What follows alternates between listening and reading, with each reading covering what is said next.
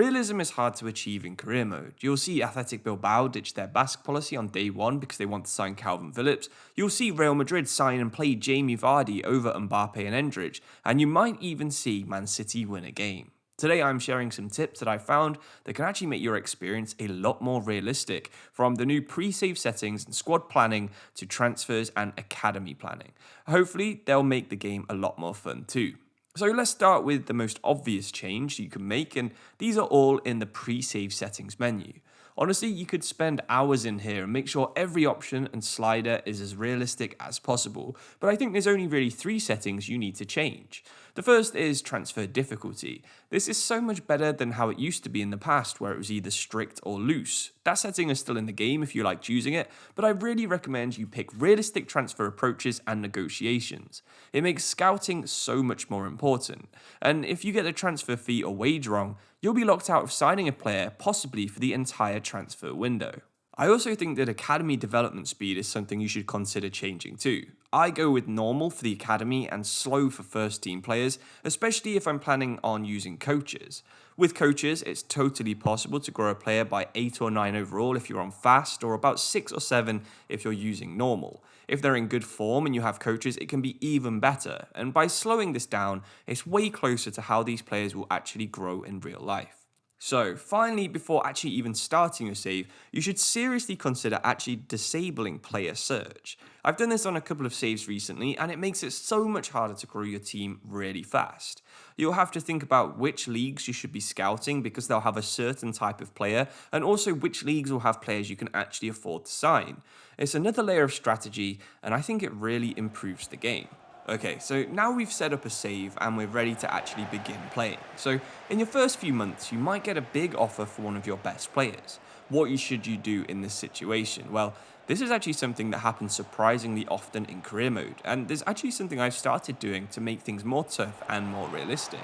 So before I actually even start the save, I set a limit of overall rating where once a player gets a bid above market value, I have to accept it. This prevents things like a 91 rated Nico Williams getting stuck at Bilbao and makes transfer windows so much more tense and more realistic. I've been using 85 overall as my limit, but in worse leagues you might want to drop this down to 80, and in tiny leagues like Poland or Ireland you might even find using 70 is actually the best for your save. It's totally up to you, of course, but I can promise that this forces realistic squad turnover and also prevents the thing that makes career mode get the most boring, which is having an overpowered team. From experience, this rule will probably be used on every good player within 2 years of them hitting the limit, and even faster if they happen to be in good form, so you're fully prevented from passing the limit for too long. I really love this rule, and it's made my career modes so much more realistic. If you are using realistic transfer settings, which we talked about earlier, the whole negotiation system is actually pretty good this year. It's fairly challenging to get a player significantly under their value unless they're transfer listed, but it is actually super rare for a manager to go and negotiate a deal all by themselves in real life. Instead, the majority of transfers are actually delegated to the director of football or maybe a chief scout, and you can actually do this inside career mode. I would really recommend delegating almost every signing, but I'll talk a bit more about this in a second. If you want to keep transfers fully realistic, I think when signing your players, you should actually be fully scouting them before you agree any transfer fee. It's even better if you've used the scouts to find the player in the first place rather than using player search. Fully scouting someone will reveal their value, their wage demands, and their overall rating, so you can see if a player is either too good or too overpowered or too expensive, and you can actually dodge signing them without having to reload a save. Okay, so going back to delegating the signings, this is actually so easy to do. And instead of pressing negotiate right here, instead press delegate. You can still give the values you think the player will cost, and you can see this from when you've scouted them, but delegating actually helps with realism in a couple of ways. The first way is the amount of time that it takes to actually buy the player. With a normal transfer, you can scout the player, sign the player, and agree his wages on the same day, and play a match with them too. Delegate works a little bit differently. Instead, the director of football will spend a few days with the player trying to agree a transfer deal, and then you can either accept or reject this, and then the same thing happens for player wage if you decide to delegate that too. I think it's really good because there's also a real chance that transfer talks will break down. This means that you might have to move on to your second or third choice player in that position, and it just makes scouting so much more important. It also makes the squad planning part of career mode way more hardcore too. Speaking of squad planning, transfers are so important, but so is building a realistic squad. In fact, I think the two go pretty well together, and to be honest, I found a pretty easy way to try and build a squad realistically. If you look at almost any team in the database to start off with, they'll have a similar setup to this. They'll have around 5 crucial players who are always the very best players on the team.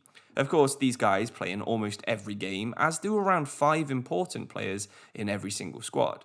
Every now and then, some of the 10 or 11 rotation players will get some good game time, and on the rare occasions, 5 or so young players might also make an appearance in cup matches or some of the easier league matches. These are the numbers that I go with: 5 crucial, 5 important, 10 rotation, and 5 young. That gives you a decent amount of players, a squad of 25, but you can also expand this or change it up a bit if you want. It's only a small change to how most people actually play the game, but if you combine this with good pre-save settings, the player sales rule, and make good transfers, you should be well on your way to having a pretty realistic save with only a few very easy to follow rules. However, there's still one big part of the game mode that can ruin your save, and that of course is the Youth Academy. If you're not actually interested in just signing Ronaldo, Neymar, and Messi in every save, you're probably going to be using the Youth Academy. I've kept this towards the end of the video because to know how to use it, you'll need to look at your squad and plan out how you want your team to grow. When I'm doing realistic squads, I try to sign a full 11 of players in my academy, with 1 player in each position that I use in my main tactic. There might be 5 good left wingers in the same report, but that's not much use if you're playing a 4-3-3 because you'll only be able to fit 1 in anyway. Without this rule, I find it's actually really easy to develop and sell young attackers, and of course, I will neglect signing young defenders. This will then spiral, and I'll end up with crazy high budgets and a really unbalanced squad. Of course, certain clubs also make more sense when it comes to using youth-focused Road to Glories. Crewe are one of the biggest examples in England. Tons of future Premier League players came through their academy when they were in League 2, thanks to them having quite a lot of investment and dependence on bringing through young players. At the same level, I can't think of a single decent player anywhere in the EFL that came through the Barrow Academy. Thankfully, this is one area that youth objectives actually do make sense. With any team having a critical objective before you actually choose them in career mode, they should probably be investing most of their budgets into youth players. If you're trying to keep things super realistic, also have a look at the location of the club that you manage.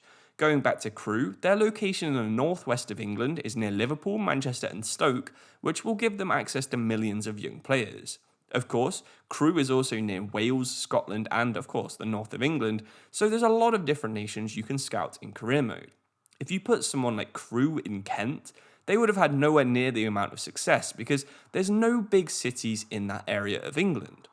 Have a look at the map, and the more big cities nearby, the better academy staff you should be giving yourself if you want to keep things realistic.